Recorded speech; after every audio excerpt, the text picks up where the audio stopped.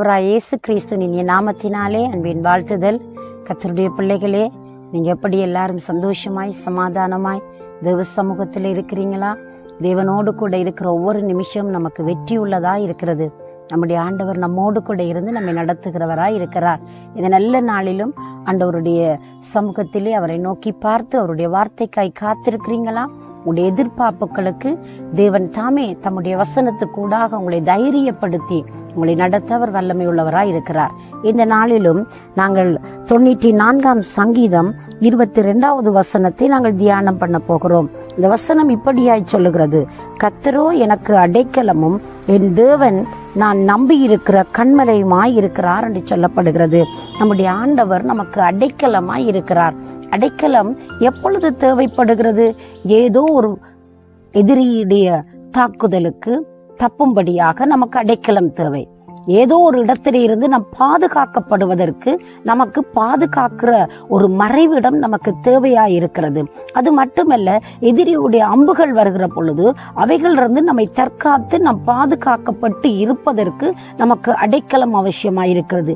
இப்படிப்பட்ட பல விடயங்களுக்கு நாம் சிக்குகிற பொழுது நமக்கு ஒரு பாதுகாப்பை கொடுக்கிறது அதை அடைக்கலம் என்று நாங்கள் கூற முடிகிறது.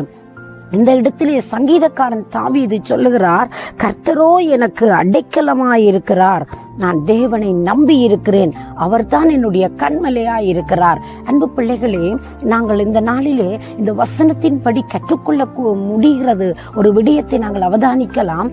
தேவன் நமக்கு அடைக்கலமாயிருக்கிறார். நாங்கள் நம்புகிற பொழுது கண்மலையிலே எந்த எதிரியுடைய தாக்குதலும் இல்லாதபடி கண்மலையிலே இந்த குளிமுசல்கள் என்ன செய்கிறதாம், அங்கே போய் அங்கே தனக்கு ஒரு மறைவிடத்தை அமைப்பதற்கு, தன்னை தற்காத்துக் கொள்வதற்கு கண்மலையே அது தெரிவு செய்கிறதாம். அந்த வண்ணமாய் கண்மலையிலே அதற்கு இருக்கிற நம்பிக்கை என்ன? எனக்கு எந்த ஒரு ஆபத்தும் வர முடியாது.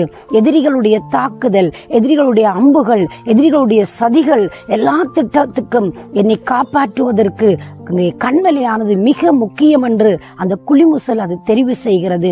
அவைகளை பார்க்கிலும் நம்முடைய ஆண்டவர் தம்மால் படைக்கப்பட்ட மனுக்குலத்திற்கு அவரே அடைக்கலமாயிருக்கிறார், அவரே கண்மலையாயிருக்கிறார். எப்பொழுது தெய்வம் நமக்கு கண்மலையாகவும் அடைக்கலமாகவும் மாறுகிறார் என்றால், நாம் அவரை நம்பி இருக்கிற பொழுது, நாம் அவரை சார்ந்து கொள்கிற பொழுது. மனிதனிடத்தில் ஒரு சுய பலன் இருக்கிறது, மனிதனிடத்தில் சுய சக்தி இருக்கிறது, அதனாலே காரியங்களை அவர்கள் செய்கிறார்கள், அது உண்மைதான். ஆனால் அவைகள் நடுவிலும் நாம் ஆண்டவரை சார்ந்து கொண்டு அவரை நம்பிக்கொண்டு, ஆண்டவரே நீர் என்னை நடத்தும், எல்லா தீங்குகள், எல்லா தீமைகள், எதிரிகள், சதிகள், நாசமோசங்களுக்கு என்னை விலக்கி காத்துக்கொள்ளும் என்று சொல்லி நாங்கள் ஆண்டவரிடத்தில் சரணடைகிற பொழுது, அவரை நம்பிக்கொண்டிருக்கிற பொழுது தெய்வம் நம்மை காத்து நடத்த வல்லவராயிருக்கிறார். சங்கீதக்காரன் தாவீதுடைய வாழ்க்கையிலே பலவிதமான அசௌகரியங்களுக்கு அவர் முகம் கொடுத்ததுண்டு, பலவிதமான வேதனைகளை சந்தித்ததுண்டு, பல எதிர்ப்புகளுக்கும் எதிரிகளுடைய சதிகளுக்கும் அவர் சிக்கி தவித்த நேரங்கள் உண்டு. ஆனால் அந்த நேரத்தில் எல்லாம் தெய்வத்தை நம்பிக்கொண்டு, ஆண்டவரே எனக்கு அடைக்கலமாயிரும், ஆண்டவரே எனக்கு நம்பிக்கையாய் வாரும் என்று சொல்லி அவர் கூப்பிட்ட ஒவ்வொரு வினாடியிலும் தெய்வம் அவருக்கு உதவி செய்திருக்கிறார். இந்த காலை நேரத்திலே நீங்கள் அப்படிப்பட்ட ஒரு உதவியை நாடி நிற்கிறீங்களா? அப்படிப்பட்ட ஒரு உதவி உங்களுக்கு தேவையாயிருக்கிறதா? எந்த சிக்கலுக்குள் நீங்கள் சிக்கி தவிக்கிறீர்கள்? எந்த வேதனை கட்டத்திற்குள் நீங்கள் கடந்து போய் கொண்டிருக்கிறீங்க? எந்த நிலையில நீங்க நின்றாலும் உங்களுக்கு எப்பொழுதுமே பாதுகாப்பும் அரணும் கண்மலையுமாய் கோட்டையாய் இருக்கக்கூடிய தெய்வம் உங்களோடு கூட இருக்கிறார். அவரை நம்பி அவரை சார்ந்து அவருடைய கரத்திலே உங்களை முழுவதுமாய் கொடுத்து பாருங்கள். தேவன் நிச்சயமாய் இந்த நாளில் அவர் பாதுகாத்து நடத்த வல்லவராய் இருக்கிறார். நீங்கள் அதே சிந்தனையோடு தெய்வத்தை நோக்கி பார்க்கிறீங்களா? நான் உங்களுக்காக மன்றாடட்டுமா?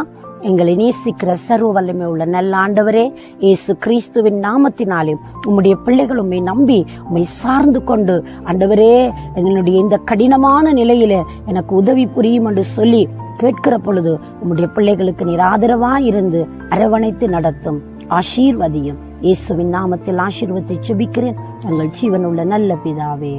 ஆமேன், ஆமேன். தேவன் தாமே உங்களை நிறைவாய் ஆசீர்வதிப்பாராக. God bless you.